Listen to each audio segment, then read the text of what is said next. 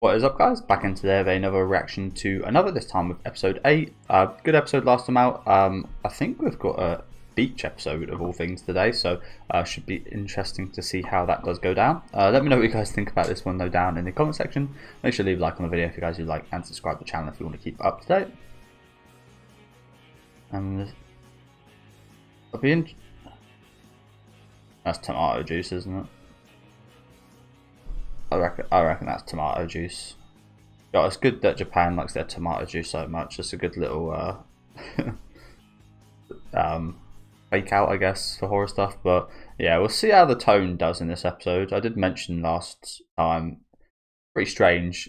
We saw people like having fun. I mean, don't get me wrong, people. It's not that people like, yeah, not that people can't have fun, but the deaths and the curse and all this going on, you would expect them to. I mean, it's good that they're getting away, because if they're out of town, they can't die. I don't think. I think the curse doesn't affect people outside of this town, but I could be wrong about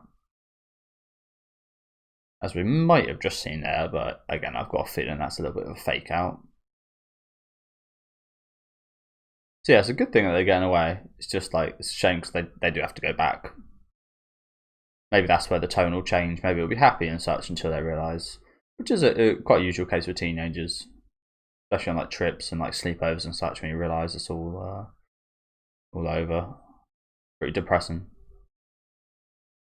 I never went on a school trip in high school. I took up the history of medicine specifically because they said we'd go on like trips to Egypt and stuff. And yeah, not a single trip. And I was terrible at that subject. Although I did learn some pretty interesting stuff. I was watermelon.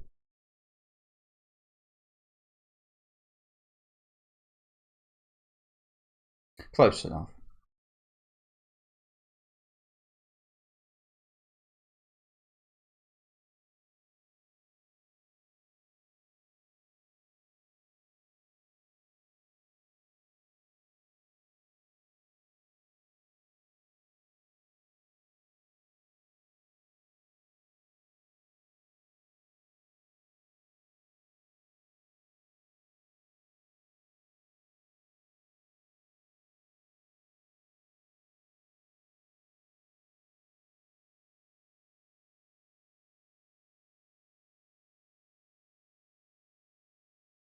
Okay, that's a lot of sugar.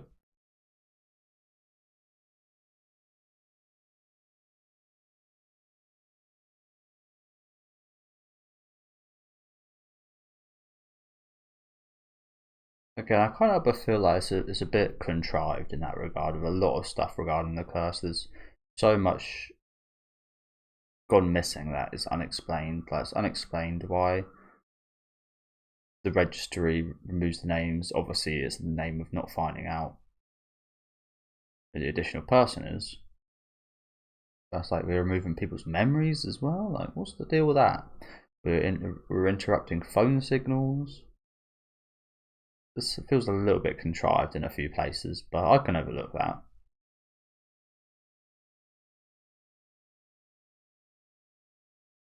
Again, the logic of stories in general shouldn't be like perfect, otherwise it would just kind of be like watching real life. And watching real life sometimes is good. Like reality shows and stuff are interesting, even though most of them are actually more fake than other things you'll see. But yeah, you've got to leave a few things kind of open, especially with horror. Especially with horror,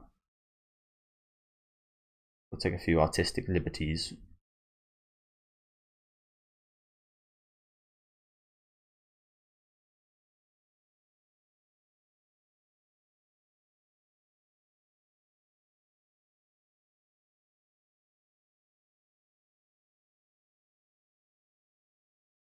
Get in the boot.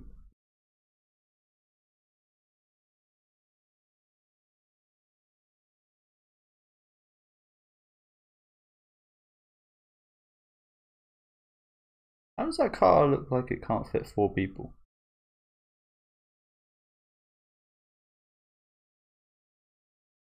Ah, she wanted to join. Fair enough.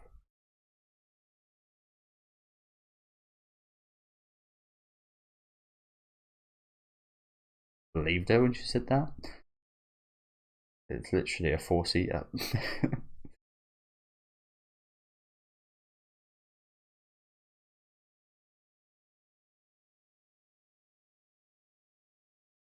Or what if there's a... Is that, don't tell me there's logs on that. This really is Final Destination 2 if there is. No, it's not. Though I like this kind of creepy feeling. Death is so close. I always feel like that. I don't drive personally, but again, after watching stuff like Final Destination 2, it's like, yeah, I would be quite scared of stuff like this. This really does feel like the scene, suddenly, like directing wise.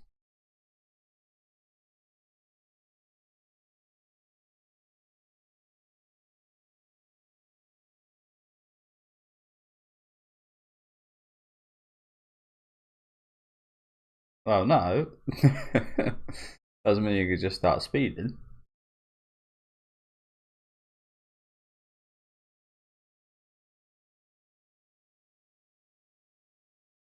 Like, I'd still be terrified of that. Did you just say? Yeah, I'd still be terrified of big vehicles because for that, I mean, it must be pretty scary driving a big vehicle. I've seen a few like accidents and stuff, but like, if you do get an accident with a big vehicle, yeah, you're almost just fucked. At least with like other cars, you got a pretty good chance of surviving in our day and age. But yeah, I just always get like visions of like going, if you're coming from behind, like going under the wheels and the wheels crushing you. If it hits your head on, you just get absolutely squished. Like yeah. And again, don't even talk to me about logging trucks and stuff like that. Like, no chance would I ever drive. I would always move to the side of the road if I ever drove near any of those. What did she say here? Sorry, I missed it. It went by quite fast.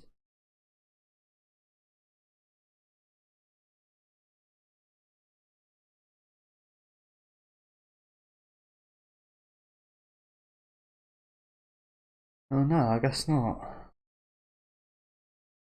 Doesn't mean that they can't die though. It's not like they're invincible now they're at the sea. They probably feel that way a bit.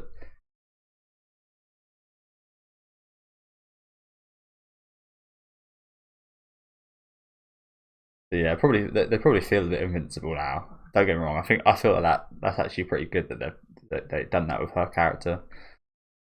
But it's not like they are. I mean, if they get in an accident, they can still die. That'd be stupid.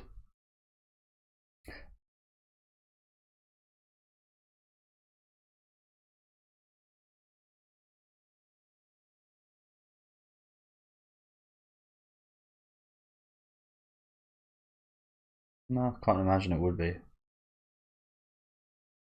That person on the front seat is also one of my prime suspects, by the way.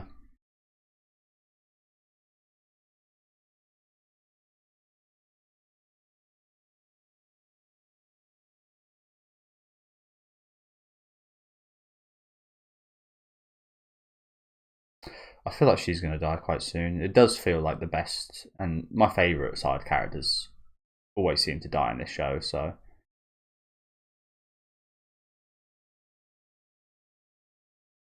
I feel like she's probably going to die relatively soon.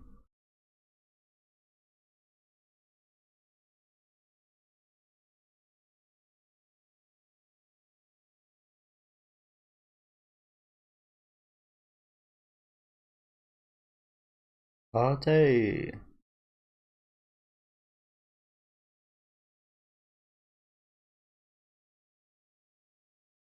But I do, like, it is interesting because we're on a trip right now, but the curse doesn't, like, it can't kill people outside of the town.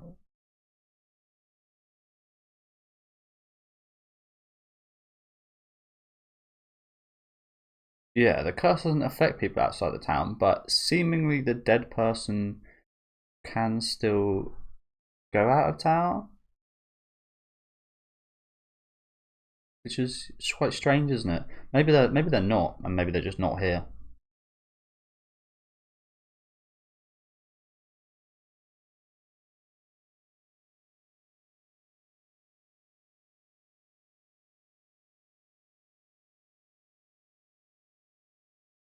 So yeah, like I said, that brings up another question. If it does end up being one of these people, isn't it not quite questionable the fact that they'd be allowed out the town? Yeah, their curse doesn't affect people out the town. Like they've got like a range. Well, I say they've got like a range, but they're allowed out, but they're not allowed to affect people out of that. I don't know. Again, obviously I don't come up with the rules and stuff, but it doesn't seem what's it called? The continuity is questionable, I guess. If it does end up being the case, again, it could totally be the case that whoever it is stayed home, and I think that would put them on a bit more of a likely list for me.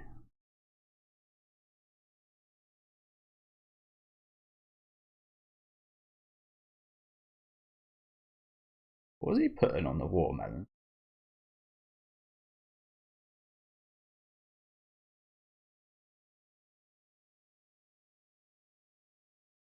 I'm giving us a lot of boobs here, aren't I?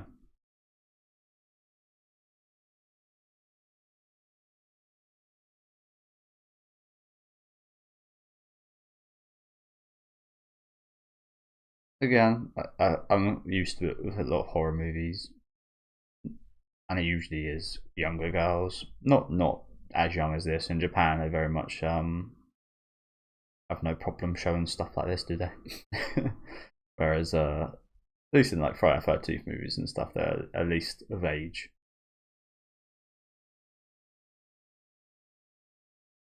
So that is a boy. Most of you guys, I haven't really been sure this whole time.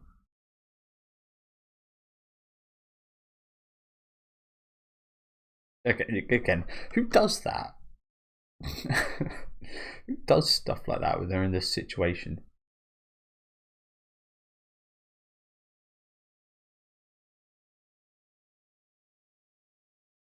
Nowadays, you get cancelled for doing that. You get cancelled for anything nowadays.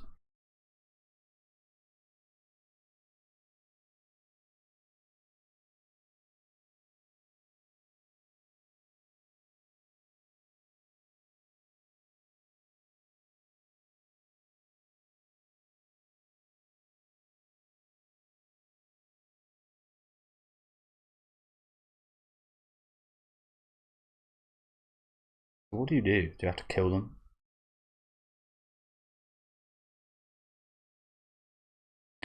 I don't know why I do always bring it up, but I'm assuming someone's going to get killed at some point. Like not from the curse, like killed. If you can't just ignore them, actually delete their existence. But I'm glad he asked that because that's been a question that hasn't really been covered at all, has it? What would that like? To be fair, it's a question not worth answering right now because we've got no way of sorting this situation out.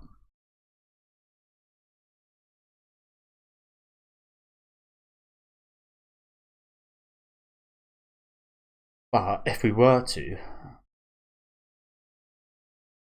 yeah, what do you even do when you find them? Torture them? Get them to spill some beans? I don't think even they'd know though. They're just they don't even know that they're a dead person. So also interesting. We've only got like 4 episodes left.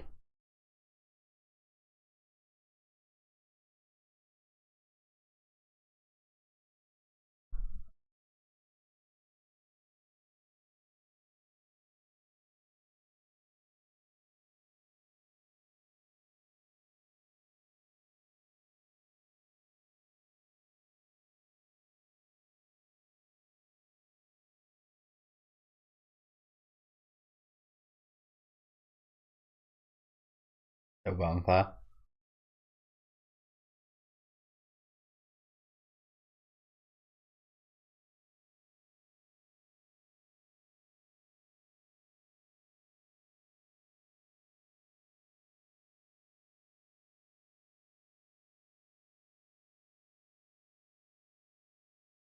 I exist.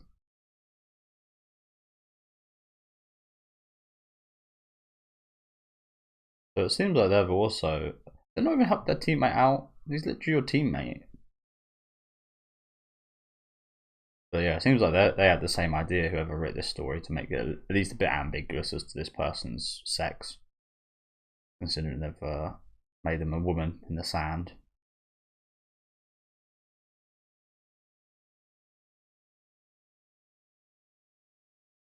And she pick up any random shit. Good to see her smiling a bit though. Not in a dream.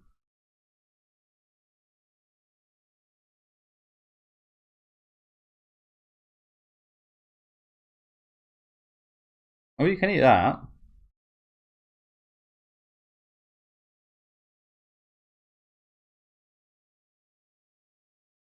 Like some pickled seaweed.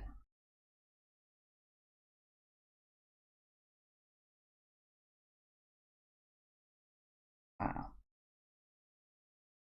What was that?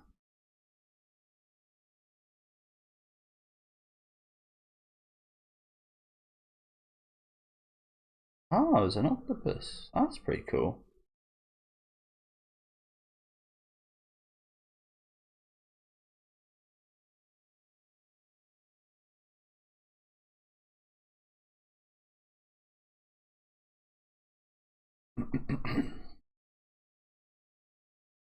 It also doesn't help with the some Japanese voice actors. A lot of the times you actually have women voicing young men.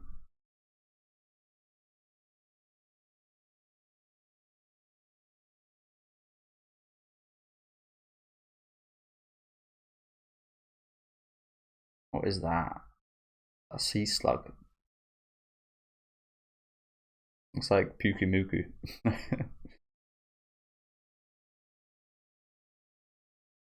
Sea cucumber. There we go.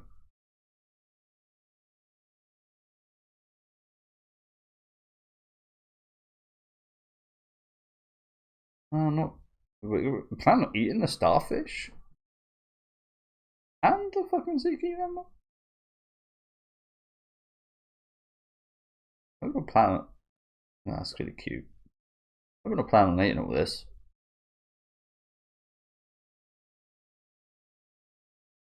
Calling this a draw. One of these teams actually caught a fish, by the way. Wow, we're actually eating all that. And I can understand like the fish and the octopus and the kelp. Eating sea slug?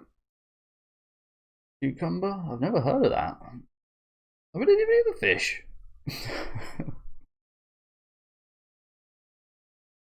Oh, is it puffer fish?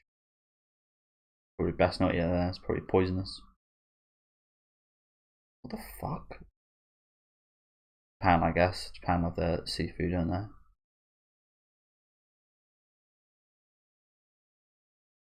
Here he is, Matsunaga.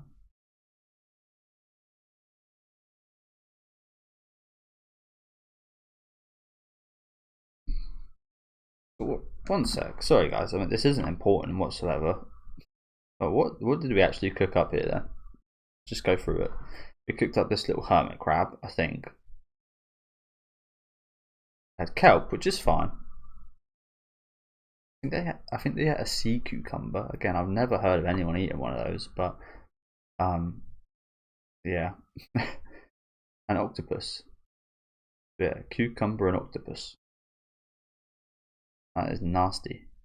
I mean, octopus is fine, but they were all grossed out. Look at that, it looks like a bumhole. They were all grossed out about throwing it about. Let alone eating it. Okay. Well, if that's the most contentious thing this episode, that'd be good. Eating sea cucumber. Strange. It's probably a delicacy somewhere, some place. Yeah. Everything's a delicacy somewhere.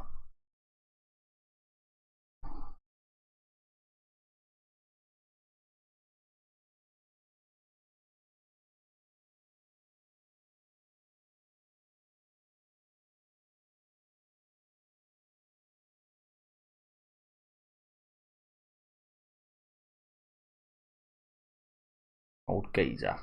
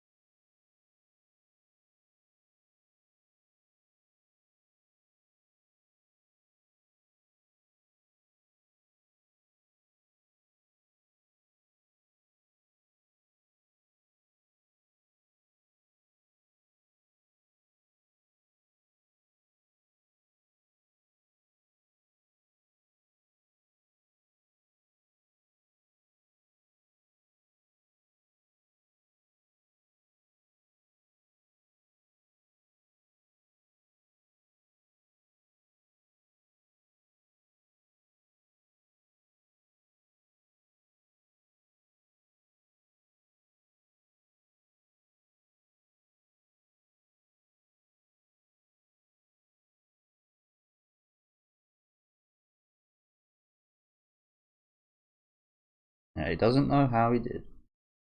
Somehow. You'd think something that your whole life depending on you'd remember. Like at one point that was your whole life, that your life would have ended. You didn't know that. Oh, that's something something you wouldn't forget. Ever.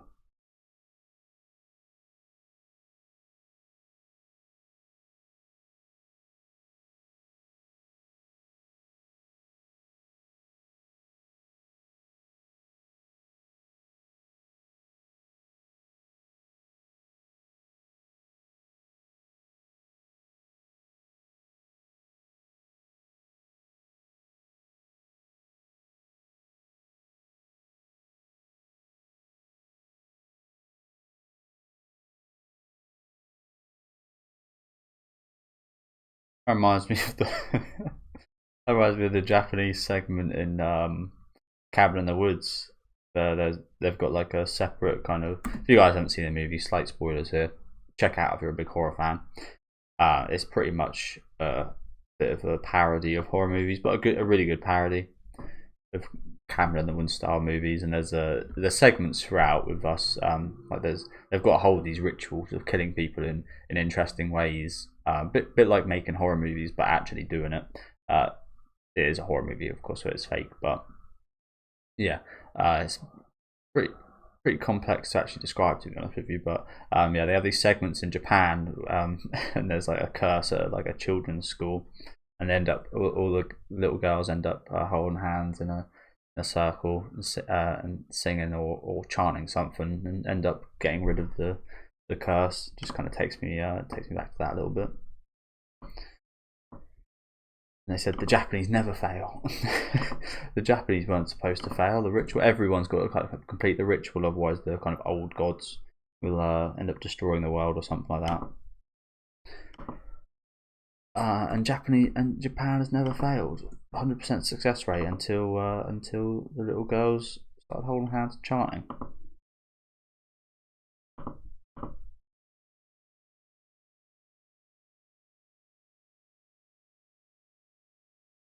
Which I think is now I look back, I never watched any Japanese anime or movies at that point in my life, so I never really understood that. But Japanese really do fail when it comes to horror, actually, do they?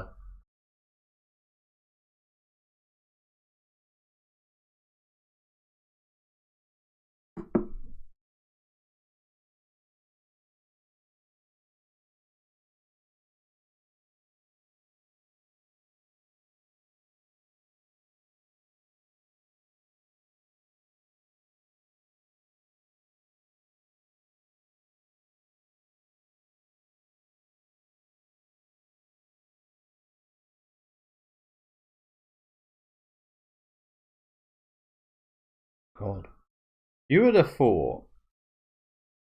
Damn, I went far. Oh God, here we go. Nothing side character. Wonder what's going to happen here. Everybody is just watching in expectation for him to die, aren't they? It's so far out. Well, and he's down.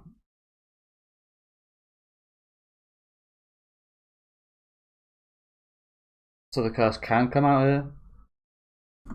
I won't bother sorting out the timer. I feel like another point in what I was saying earlier about it being such an important pivotal bit of information to whether he lived or died, and that's why it should stay in his head. Another thing would be, why didn't he write it down? Why didn't he leave steps or traces? He seems to have left something at the school, which is a trace of it, but why wouldn't he leave like good traces and good tips so that in future generations and future years, loads of kids don't die? It's a bit of a bastard move, honestly. The fact that he didn't do anything seemingly to help anyone else in the future, and you could attribute quite a few of these kids' deaths to him in a roundabout way. I mean, it's not exactly his fault. If anything, he's be considered a kind of hero for saving his year, but he could have saved many years for that had come to pass, right? Like, why wouldn't he do that? Unless after the year finished, it like instantly kind of just like wiped a bunch of memories. But again, it just feels a bit, even though the subject is completely unnatural, it feels a bit weird that that's the case. Still feel like he's gonna die. Yeah, nah, he's gone again. He just kind of just disappeared then, didn't he? Oh no, he is there.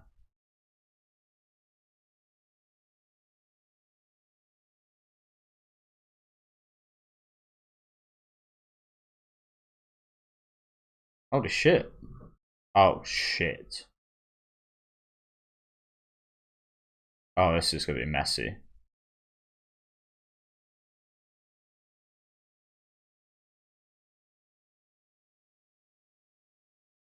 So the curse can come out here. Okay. Oh fucking hell. Okay. So it wasn't as messy as I thought it was. I thought it was gonna be. But he got absolutely flung.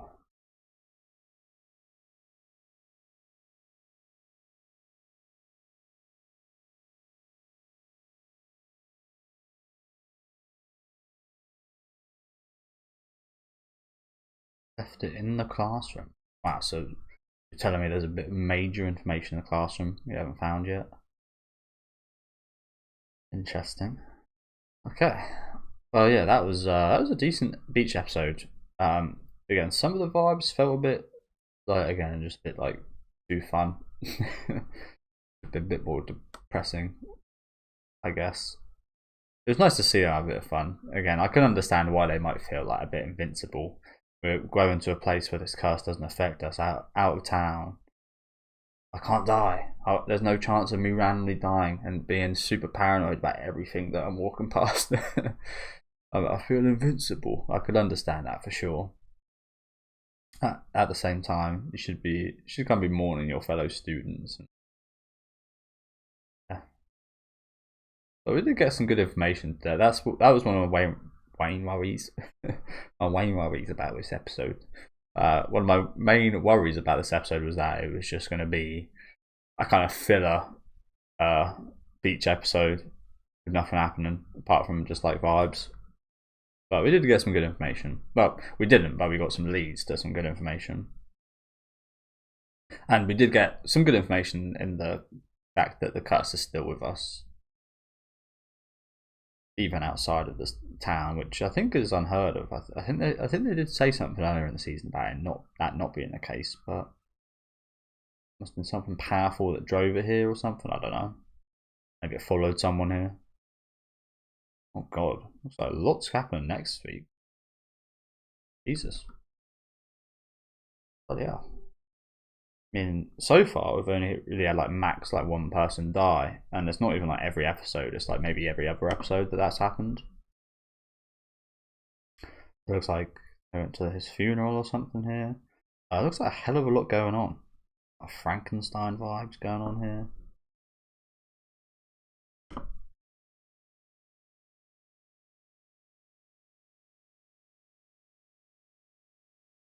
This girl, I'm still very interested in her because I mentioned this a few episodes back.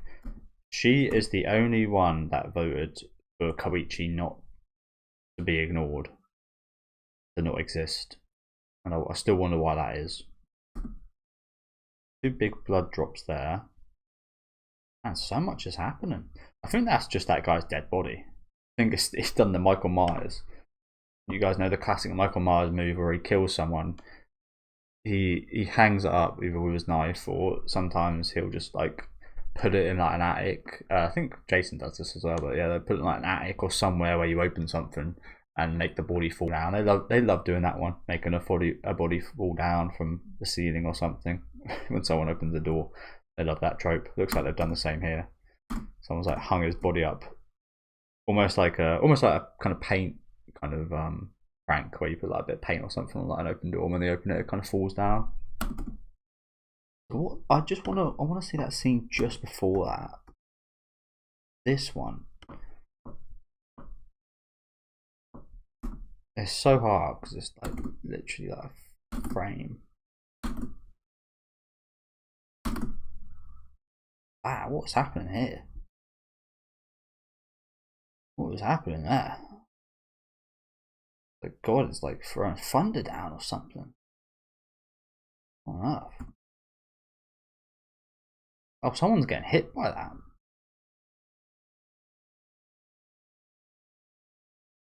That looks like a pretty cool setting. Also, who is that? Yeah, this looks like a really cool setting. I like settings like this. That looks a bit like the girl that died in the first episode, right?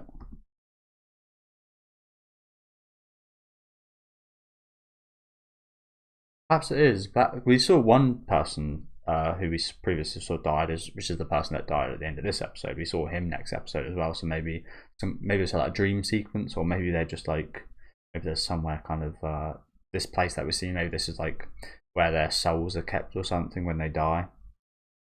They like gather in that place, and that's why we see the guy that we saw. I don't know. I'm just making stuff up at this point.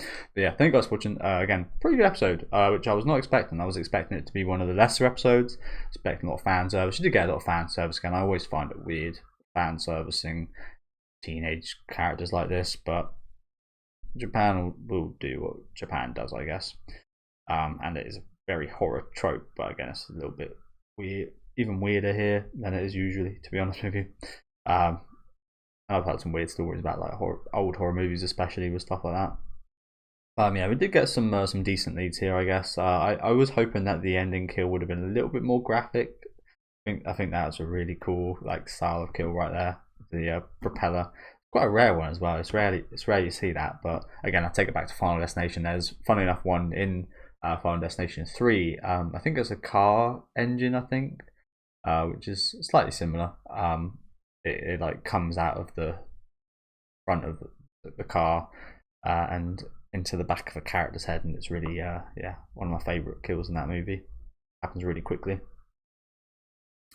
But yeah, I was hoping this to be a little bit more graphic, but again, sometimes just the imagination of what happened there is I would have expected them to be in a few more pieces than this, is maybe what I'm trying to say. But yeah, thank you guys for watching. Let me know what you guys thought about this one down in the comment section. Make sure to leave a like on the video if you guys would like, and subscribe to the channel if you want to keep up to date. And I'll see you guys next time with episode 9.